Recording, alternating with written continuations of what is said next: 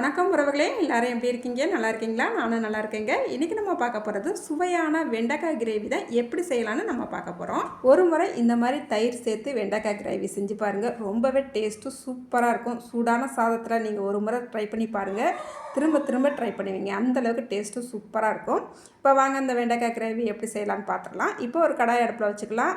அதில் ஒரு ஸ்பூனுக்கு மட்டும் எண்ணெய் விட்டுக்கலாம். 1/2 கிலோ வெண்டைக்காவை இந்த மாதிரி நீல வாக்கில் கட் பண்ணிவிட்டு இப்போ இந்த வெண்டைக்காவை நம்ம இந்த கடாய்க்கு மாற்றிக்கலாங்க.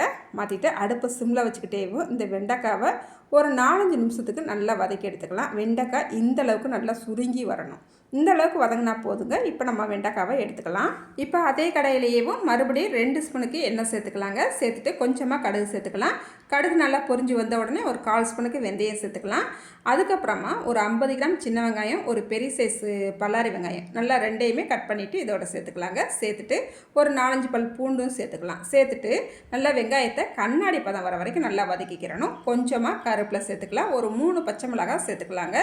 சேர்த்துட்டு அடுப்பை மிதமான தீயில வச்சுக்கிட்டேவும் இந்த வெங்காயத்தை வதக்கிக்கலாம். இப்போ பாருங்கள், வெங்காயத்தை கண்ணாடி பதம் வர வரைக்கும் நல்லா வதக்கிக்கிட்டாச்சு.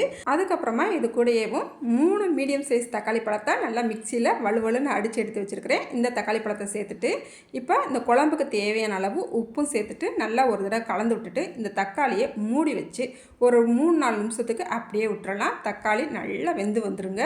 இங்கே பாருங்கள், நம்ம அடித்து விட்ட தக்காளி தான் நல்லா வெந்துடும்.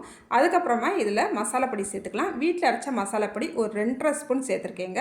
சேர்த்துட்டு நல்லா கலந்து விட்டுக்கலாம். அடுப்பை சிம்லேயே வச்சுக்கலாம்.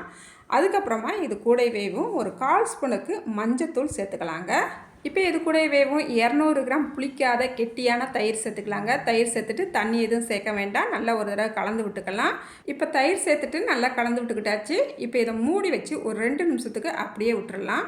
2 நிமிஷத்துக்கு அப்புறமா நல்லா எண்ணெய் பிரிஞ்சு வந்துடும். அதுக்கப்புறமா நம்ம இந்த கிரேவிக்கு தேவையான அளவு தண்ணி சேர்த்துக்கலாம். தண்ணி சேர்த்துட்டு நல்லா கலந்து விட்டுக்கலாங்க. இந்த டயத்தில் உப்பு காரம்லாம் கரெக்டாக இருக்கான்னு ஒரு தடவை செக் பண்ணிக்கலாம்.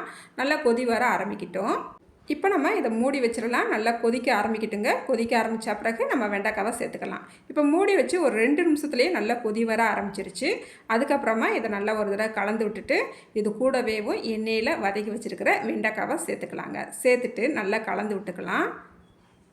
இப்போ வெண்டைக்காய் சேர்த்தா பிறகு நல்லா கொதி வர ஆரம்பிச்சிருச்சு.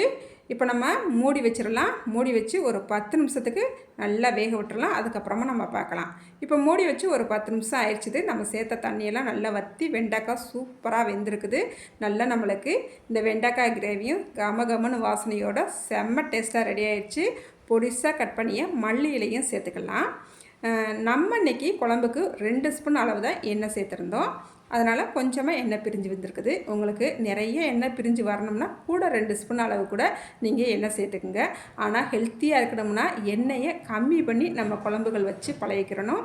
நானுமே இப்போ அந்தளவுக்கு தான் எண்ணெய் கம்மியாக தான் ஊற்றி எண்ணெய் குழம்புலாம் வைக்கிறேன். அதனால் நீங்களுமே இதே அளவுகளோட இந்த குழம்பு ட்ரை பண்ணி பாருங்கள். டேஸ்ட்டு சூப்பராக இருக்குங்க. எண்ணெய் நிறைய இருந்தால் தான் குழம்பு நல்லா இருக்கணும் இல்லை, எண்ணெய் கம்மியாக இருந்தாலும் குழம்பு டேஸ்ட்டாக இருக்குங்க. மல்லியெல்லாம் சேர்த்தா பிறகு நம்ம ஒரு தடவை கலந்து விட்டுட்டு அடுப்பு ஆஃப் பண்ணிக்கிற வேண்டியதான். சுட சுட சாதத்தோட இந்த வெண்டைக்காய் கிரேவியை வச்சு சாப்பிடும் போது டேஸ்ட்டும் சூப்பராக இருக்கும். ஒரு முறை இதே அளவுகளோட நீங்களும் இந்த வெண்டைக்காய் கிரேவியை ட்ரை பண்ணி பாருங்கள். ட்ரை பண்ணிவிட்டு எப்படி இருந்துச்சுன்னு மறக்காமல் கமெண்ட்டில் சொல்லுங்கள். இந்த வீடியோக்கு ஒரு லைக் பண்ணிவிடுங்க. புதுசாக நம்மளோட சேனலை பார்க்குறவங்களா இருந்தால் நம்மளோட சேனலை சப்ஸ்கிரைப் பண்ண மறந்துடாதீங்க. அடுத்த ஒரு வீடியோவில் பார்க்கலாங்க. பாய்.